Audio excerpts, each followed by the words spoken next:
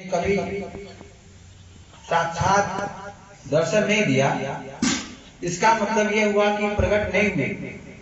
जब भी उन्होंने धरती पर कदम रखा तो एक बच्चे के रूप में ही जन्म लिया और उन्होंने इस धरती का, मानव जाति का कल्याण किया। इसलिए मुझे प्रत्येक बच्चे के चेहरे पे गॉड नजर आते हैं। इसलिए मेरा एक आग्रह है कि बच्चों के साथ टीचर का बर्ताव एक भगवान की तरह से होना चाहिए, न कि स्टूडेंट की तरह से।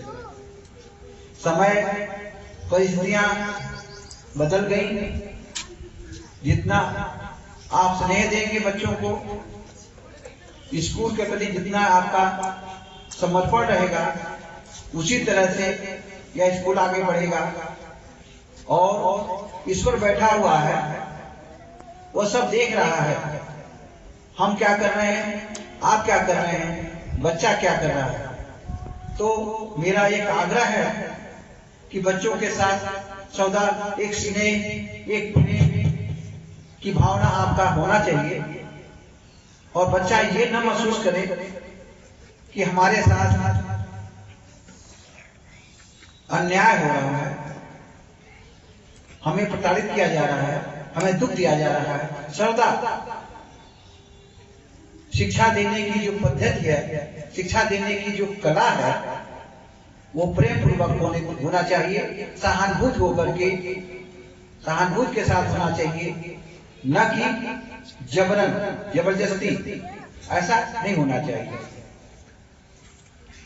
आदिकाल से लेकर के अब तक का यही शिक्षा की यही परिभाषा है। बच्चों को खिलाकर, हंसा करके उन्हें शिक्षा देने की व्यवस्था होनी चाहिए। बच्चे के शरीर पर प्रहार नहीं होना चाहिए, बच्चे के किसी अंग पे प्रहार नहीं होना चाहिए, बल्कि उसके मस्तिष्क पर प्रहार होना चाहिए। कि जो मस्तिष्क उसका, क्योंकि शरीर मस्तिष्क के सहायता से चलता है, पूरे शरीर का अंगों का संचालन मस्तिष्क ही करता है। तो जब हम मस्तिष्क पे प्रहार करेंगे तो वह समझेगा, बुझेगा, सारी बातों को ओबे करेगा। तो हम मस्तिष्क पे प्रहार करेंगे तो एक बुरा से बुरा बच्चा आज नहीं तो कल एक अच्छा बन जाएगा। जैसे कि मैंने देखा, यहाँ एक बच्चा कई दिनों से होमवर्क नहीं कर रहा था, क्योंकि उसने तय कर लिया था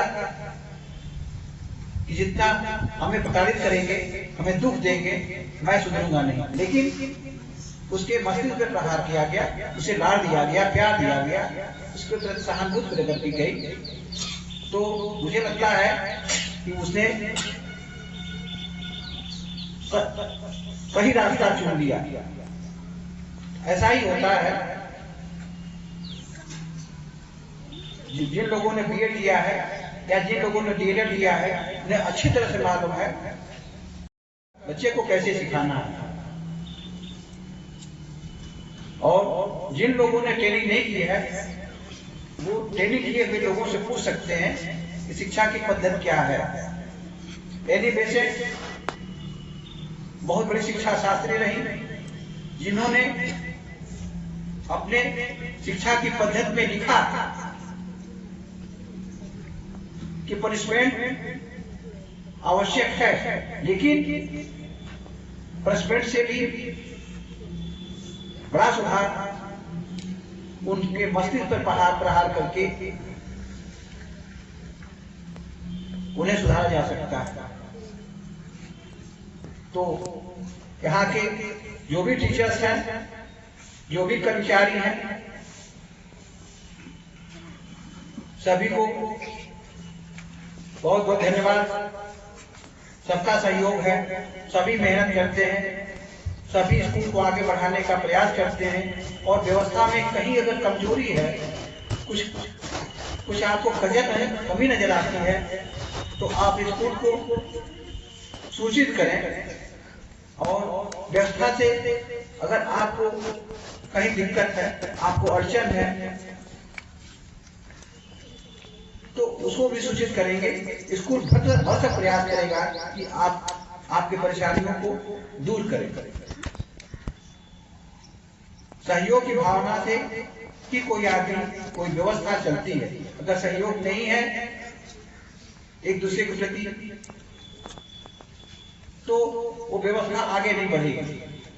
तो आइए हम आज यह निर्णय लेते हैं कि हम स्कूल के प्रति एक सहानुभूति, एक सहयोग और समर्पण की भावना रखेंगे, चाहे वो स्टूडेंट हो, छात्र हो, या कर्मचारी या शिक्षक जो भी हो, या व्यवस्था में जो लोग लगे हुए हैं, ट्रस्ट के लोग तो खैर आते नहीं हैं, लेकिन यह है कि वह भी एक व्यवस्था है और आवश्यकता पड़ेगी तो उन्हें भी बुलाया जाएगा, उसे सहानुभूति दिया जाएगा। और आने वाले दिनों में मेरा ऐसा सोचना है, मेरी ऐसी आशा है कि देवरिया के जितने स्कूल हैं शहर के, हम उनसे सबसे अच्छे बनेंगे और अपनी मेहनत से,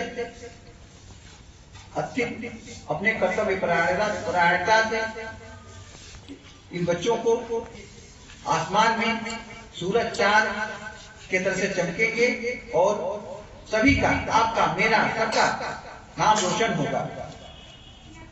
ऐसा नहीं है कि ये दूसरे के बच्चे हैं तो ये बनेंगे, अच्छा बनेंगे, कल कलेक्टर बन जाए, एसपी बन जाए, अपने माँ बाप को भूल जाएंगे, लेकिन आपको याद करेंगे।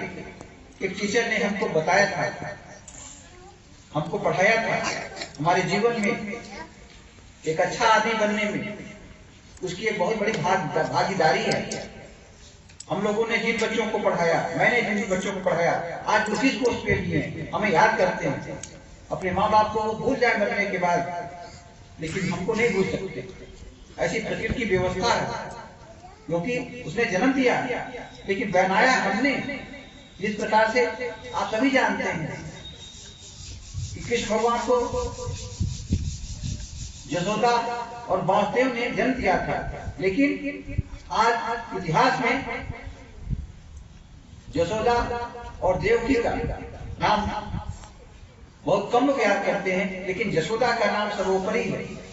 इसने कहा भी कि मां, तुमने जन्म नहीं दिया, लेकिन मुझे इस धरती पर एक जीवन दिया, इसलिए तुम महान हो। उसी तरह से शिक्षक भी होता है। इनके माँ बाप ने इनका जन्म दिया, लेकिन आपको सुधारने का, कुछ बनाने का अवसर आपको मिला। और ईश्वर की एक व्यवस्था है कि आपको टीचिंग मिला, आपको बच्चों को, इतने बच्चों को शिक्षा देने का एक अवसर मिला। ये अवसर सबको नहीं मिलता है, चाहे जितने योग्य हों, आप जितने पैसे वाले हों, जितने बड़े घरों पे हैं, लेकिन ये अवसर सभी को नहीं मिलते।